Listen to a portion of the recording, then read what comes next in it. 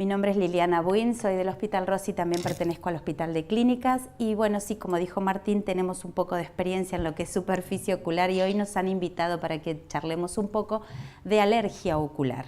La alergia ocular es, si todos tenemos presente, quizás el ojo es el órgano que más expuesto está a todo lo que es la contaminación ambiental. El doctor Berra tiene una larga experiencia en investigar cómo afecta la contaminación ambiental en la superficie ocular.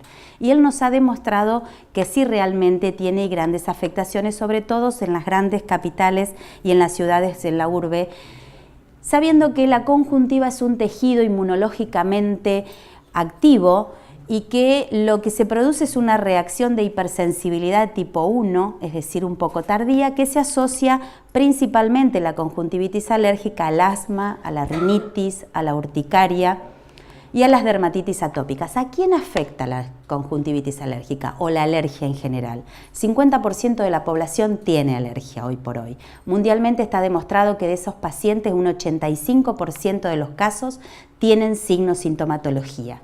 Como tipos de alergia tenemos en realidad las alergias comunes, que van a ser la estacional y la perenne, que quizás son las más frecuentes. La bibliografía también coincide con que el 95% de los casos son presentes en ellos.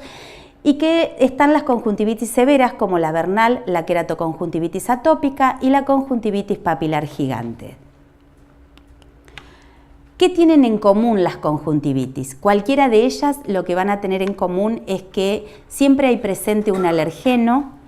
Ese alergeno lo que va a hacer es que se estimulen los linfocitos, esos linfocitos van a sensibilizar a los mastocitos, luego hay toda una cascada de inmunoglobulina E que lo vamos a ir viendo en esta diapositiva.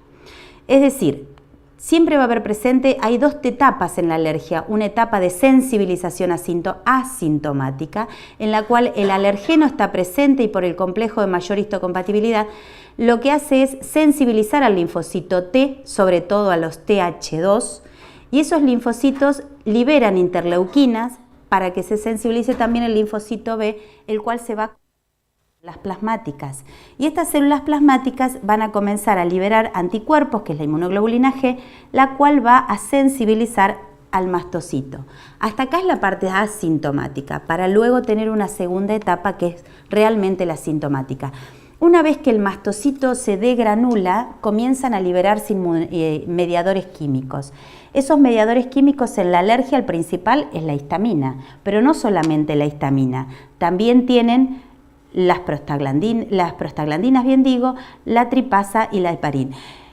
Y de las histaminas hay de dos tipos, la H1 y H4, pero también está la H2. La H1, H4 es la más rápida en activarse, estimular las terminales nerviosas, tanto de la mucosa rinusal como de la conjuntiva. Es por eso que el paciente siente el signo principal y el síntoma principal va a ser el prurito. Luego está la H4, esta H4 es más tardía y lo que hace es el aumento de los eosinófilos y basófilos. Por eso ustedes cuando tienen un paciente alérgico y hacen un dosaje en sangre, lo que van a tener aumentados son los eosinófilos principalmente, pero también en los directos vamos a tener lo mismo. Y la histamina, sobre todo la H2, lo que va a producir es una vasodilatación, de manera tal que esos pacientes que ustedes pueden ver en el consultorio con gran quemosis cuando las conjuntivitis son muy agudas.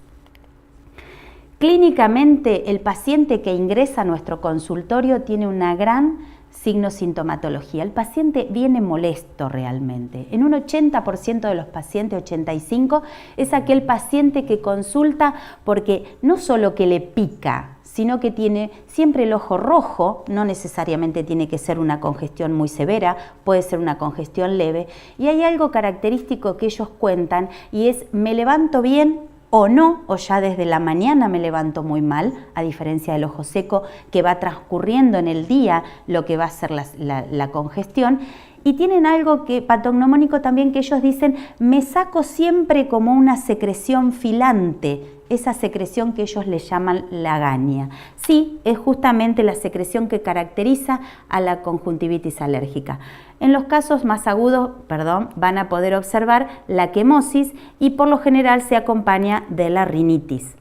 En el interrogatorio es muy importante preguntarle al paciente, usted se levanta a la mañana y tiene crisis de rinitis en salva, o sea, estornuda en salva. El paciente va acompañado en su gran mayoría con una rinitis. Esa rinitis hace que la secreción sea muy acuosa, esos ojos son muy llorosos, con lagrimeo, con epífora, y estos tienen un gran prurito, el lagrimeo y el ardor, que si bien no siempre está presente, pero todos sabemos que la alergia se acompaña de un ojo seco, de manera tal que el ardor también. Es por eso que le llamamos rinoconjuntivitis. ¿Qué hago con estos pacientes? Porque la clínica ya hice toda la anamnesis, hice el interrogatorio, el paciente me orienta hacia qué estoy sospechando y cuando hago la biomicroscopía es lo que vimos anteriormente. Entonces, ¿qué vamos a hacer con este paciente? O directamente lo tratamos porque la clínica es soberana, pero también tengo que tener presente que tengo un diagnóstico no solamente clínico, sino también bacteriológico. Entonces lo que podemos hacer es un estudio de laboratorio ocular donde vamos a medirle la osmolaridad, la lisosima, la lactoferrina, la inmunoglobulina E lagrimal, la inmunoglobulina A en sangre, cómo está esa inmunoglobulina y cómo es la citología de impresión. El doctor Berra nos ha enseñado mucho de esto. Y el doctor nos ha enseñado que la alergia se caracteriza principalmente porque todo está normal menos las inmunoglobulinas. Y cuando hacemos citología de impresión, las células caliciformes son las que van a estar en hiperplasia con presencia de eosinófilos. Pero también podemos ayudarnos del médico alergista. Entonces vamos a hacer la interconsulta con los test para que nos haga los test cutáneos. Hoy casualmente cuando entro a mi casa para buscar la computadora y chequear que lo que íbamos a charlar hoy sea esto correcto, estaba prendido el televisor y justamente hoy estaban haciendo aquí en Capital una,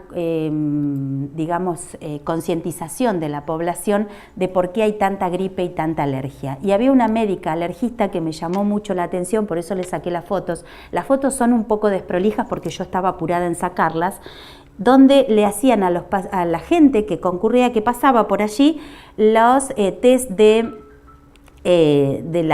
para las alergias, los test cutáneos, y un doctor explicaba cuáles son los alergenos comunes que el paciente puede estar expuesto, no solamente a la contaminación ambiental, sino a todo lo que son ácaros, los peluches de los nenes, las alfombras, y explicaba que también el polen de las plantas era uno de los alergenos, que todos conocemos que realmente esto es así. Pero realmente se olvidaron de que cuando estaban hablando de la concientización es que la alergia produce un cuadro rinosinusal y bronquial con edema de glotis, pero del globo ocular nadie habló. Y es así como, bueno, hagamos hincapié que la alergia ocular existe de tan importante como el resto de lo que son las conjuntivas. Entonces, ¿qué vamos a hacer con nuestro paciente? Con nuestro paciente hay que educarlo. Hay que educarlo no solamente concientizando como hicieron hoy en la calle, sino educarlo, señor, usted tendrá que evitar a todo alergeno que realmente le está produciendo la alergia. Si está cerca de una alfombra, tendrá que limpiarla, tendrá que tener ambientes ventilados. Recordemos que estas alergias estacionales se producen principalmente no solamente en los cambios estacionales en el otoño, en la primavera, sino que en el invierno, en ambientes tan cerrados por el frío, por la calefacción, nos olvidamos de ventilar. Pues enseñémosle al paciente de que es importante que se ventile, que se limpie, que los peluches se laven, que se aspiren abundantemente las alfombras. Bien, de manera tal de evitar el contacto con el alergeno, ya sea el polen, las caspas de los animales, el hongo, los medicamentos. Recordemos que hay medicamentos que también producen alergia y tenemos que cortar y educar al paciente con lo que es el ciclo de que me pica, me restrego, me pica, me froto, me pica, me rasco. No, en el ojo no. Sabemos que hay muchos conjuntivitis alérgicas que principalmente se dan en los adolescentes, en los chicos jóvenes, y el restregado continuo del globo ocular me puede llevar a lo que hoy todos sabemos que el consenso mundial del queratocono dice que es uno de los factores de riesgo. Por lo tanto, tenemos que educar a nuestros pacientes. Si el paciente tiene signos de ojo seco, le indicaremos nuestros lubricantes y paños tibios para disminuir en el caso de las quemosis o de la congestión conjuntival. Y ya pasaremos luego a lo que es el tratamiento farmacológico. El tratamiento farmacológico vamos a, atacar esa alergia de distintas maneras. No solamente haciendo con la interconsulta con el alergista, quien nos va a decir que sí tiene una rinoconjuntivitis, y trataremos por vía sistémica al paciente, ya sea con antihistamínicos o con antihistamínicos de última generación, como es por ejemplo la cetiricina, que no produce esa sedación, esa somnolencia, pero sí recordemos que estos pacientes pueden tener un ojo seco producto del abuso o el uso prolongado de esos antihistamínicos. La otra cosa que tenemos que tener presente es que vamos a hacer lo que se llama el tratamiento dual. ¿A qué le llamamos tratamiento dual? Son todos aquellos antialérgicos duales que en el mercado tenemos un montón y muchos de nosotros lo usamos cotidianamente. La olopatadina, a mí principalmente es la que me ha dado muy buenos resultados, no solo la olopatadina, sino también la epinastina y la celastina hoy por hoy también. Y la olopatadina la tenemos en dos concentraciones, al 0,1 y al 0,2. A mí particularmente me gusta el 0,1 en aquellos pacientes que realmente son alérgicos, pero que todo el año tienen alergia, son la alergia perenne o la alergia estacional, o que se acompañan de una rinoconjuntivitis, porque tengo la posibilidad de darlo cada 12 horas y así cubro las 24 horas para evitar sobre todo el restregado, el prurito y la signosintomatología, porque lo que le queremos dar al paciente es calidad de vida, por supuesto, para la alergia. Entonces, esteroides tópicos y los antialérgicos duales, perdón, lo que no les estaba diciendo es por qué duales, porque no solamente van a actuar como antihistamínicos, sino que me van a estabilizar el mastocito de manera tal que cortemos con la liberación de las histaminas y de todos aquellos mediadores que tenemos químicos.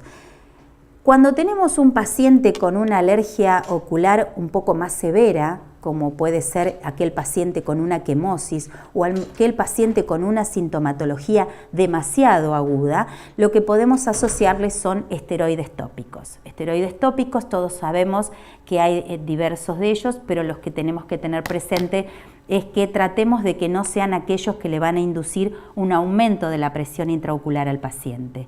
Y sabemos que el loteprednol y la fluorometolona, si bien son de superficie, pueden llegar a aumentar también la presión ocular, de manera tal que si vamos a asociar a alguno de ellos, controlemos la presión intraocular de nuestro paciente asiduamente. Y lo damos por corto tiempo, por supuesto, no lo vamos a dar durante todo el año, todos los 365 del año. Haremos periodos cortos de loteprednol o fluorometolona, siempre asociado al antialérgico. ¿Y qué hacemos con la inmunoterapia? La inmunoterapia es aquella que el alergista le va a dar luego de haberle hecho la inoculación con el alergeno. Se descubre cuál es el alergeno que le está produciendo esa alergia a nuestro paciente y después se decidirá, bueno, vamos a hacer la terapia inmunológica durante 1 año, durante 2 años, durante 3 años, o lo preparamos al paciente para que no haga la crisis alérgica. Realmente yo la experiencia que tengo con la inmunoterapia es que el paciente descubre a qué es alergeno. El alergeno principal que le está produciendo la conjuntivitis es el ácaro, pero también es el polvo y también es el polvillo y el ambiental. O sea, terminamos siendo alérgicos a todos. Entonces, esas vacunas a veces a algunos pacientes les da resultados, a otros no. Prefiero tratarlos tópicamente y no de esta manera. Bueno, espero haber sido concisa. Muchas gracias. ¿Tenés preferencia por algún antihistamínico tópico en particular? Sí, la olopatadina me gusta el 0,1, darla justamente la doy cada 12 horas primero a la mañana, cuando el paciente recién se levanta, con eso cortamos el primer pico o el pico de la media mañana y del principio de la tarde, y la doy a la tardecita noche como para mantener al paciente 24 horas sin prurito y con el corte de su sintomatología. También me gusta la celastina. La celastina y la epinastina me han dado muy buenos resultados. Pero la ciclosporina utilizo cuando veo que el paciente por tiempo prolongado lo va a necesitar, sí, utilizo ciclosporina al 0,05%. ¿El comercial? El comercial. 2 veces por día y me es suficiente. La ciclosporina al principio muchas veces la doy asociada con un loteprednol, todo lo voy a hacer de acuerdo a la sintomatología que el paciente refiere. Entonces le voy a dar la ciclosporina asociada a un loteprednol, por ejemplo. La fluorometolona, la experiencia que tengo es que me ha producido picos de hipertensión ocular. Entonces la fluorometolona mucho no la utilizo. Utilizo más el loteprednol en lo posible al 0,2, lo he llegado a dar al 0,5 también. Lo doy 2 o 3 veces por día durante 20 días, un mes, hasta que voy cortando y después lo voy disminuyendo lentamente. Mientras espero que la ciclosporina vaya haciendo su efecto y ahí ya lo dejo con ciclosporina. Y por supuesto lubricación, ¿no? Lubricación y mucho, sí. La lubricación es muy importante porque es muy importante. Lo que genera es la dilución del alergeno que está provocando toda Exacto, la reacción. Exactamente. Paciente con alergia todo el año. Perenne. Sí. Bien. ¿Le das olopataína todo el año? Mira, no hay contraindicaciones de que no se la des. Sí, al principio se la darás 2 veces por día y después le explicarás al paciente que con 1 vez por día es suficiente. No, por eso hago hincapié en los esteroides tópicos. No todo el año los esteroides tópicos, pero lubricalo mucho sí.